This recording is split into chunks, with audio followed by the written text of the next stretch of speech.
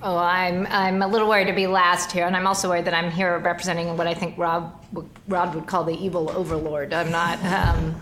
So I'm here, I think, in part. I've spent a lot of time being fascinated in my career by this tension between the individual and the population, and how are we going to manage that? I will say my old age, which I think Rod is also now referring to potentially, but I would hope not. I've now decided actually the best thing for me is started to read quantum mechanics.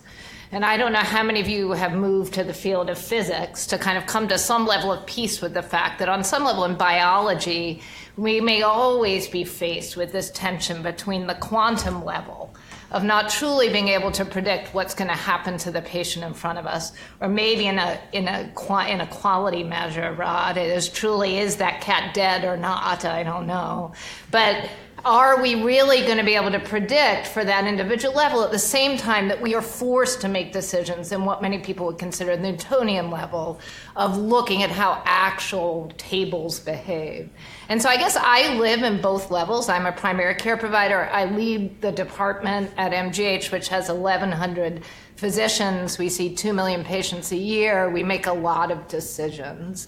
A ton of them are cardiologists, John. I will say the cardiologists, I think, are ungeneralizable to anybody else. So you should take all cardiology. You just don't study it. No, for a long time, my best decision was I was just going to make cardiology into an infectious disease and put it under infectious disease, and I would solve an enormous number of problems, I think, for the U.S. healthcare system with that one move. But I have been so far restrained in doing that. Although I will say the Mass General actually created the field of cardiology, so if there was a place that could do it, we could do it. But so I will say for me, there's probably 3 things as I listen today, which has been an unbelievable series of discussions that I've kind of kept coming back to. One is, I think that as we think about understanding heterogeneity and we're thinking about it, the individual decision, often at the policy level or at the operations level, what I'm really faced with is a ton of potential decisions. It's not about blood pressure or in this particular one-person drug up and down. It's out of all the decisions that we're facing, where does heterogeneity really matter?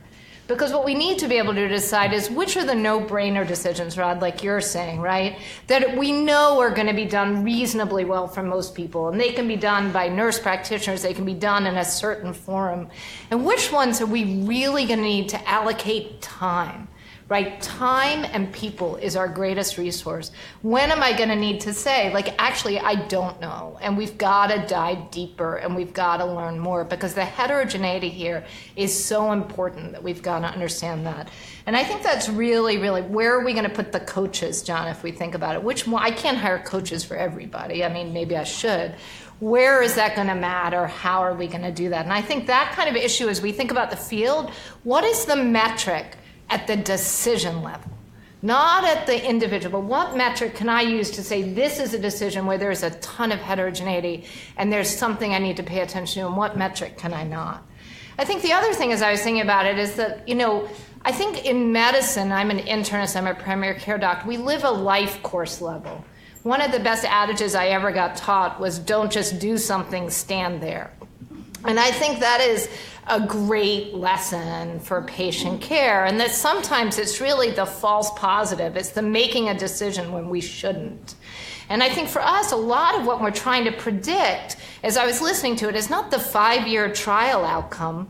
I'm trying to predict my ability to get the patient to the next visit without having hurt them a lot. Right? And so as you guys think about prediction, what is it that we're truly trying to predict for an individual patient where we are going to resample that patient again and again and again? It is not a single point decision, but it is a journey that we're taking with a patient.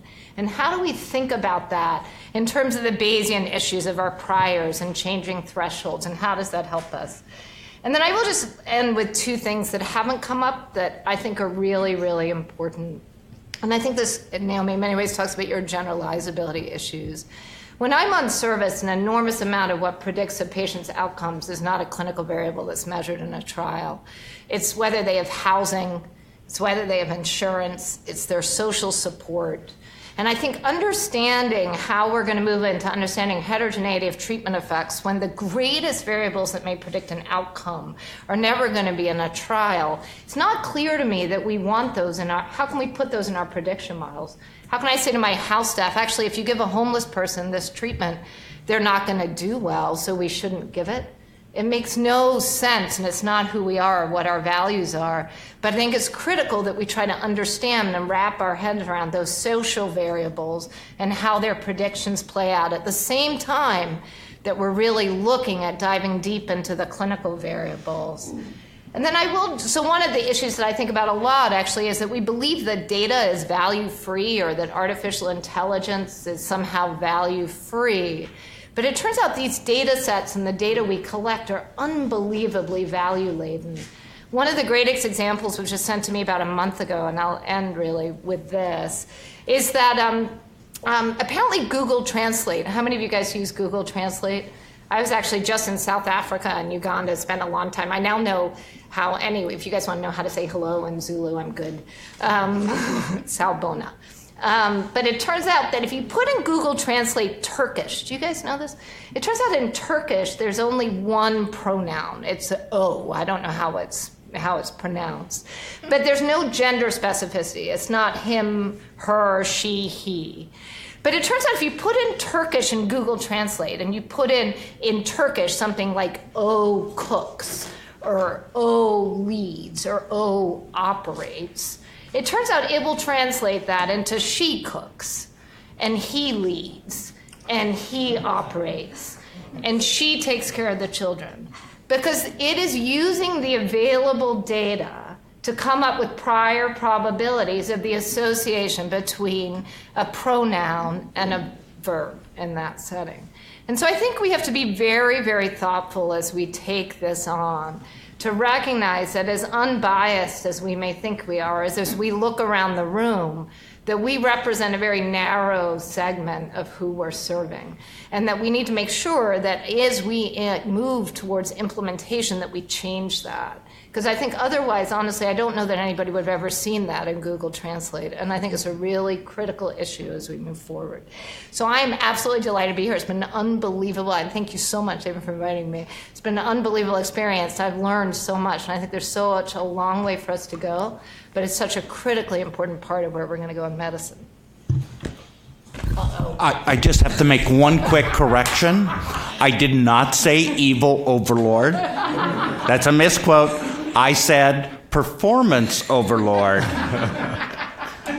Katrina inducted the other term and added it, appropriately or inappropriately.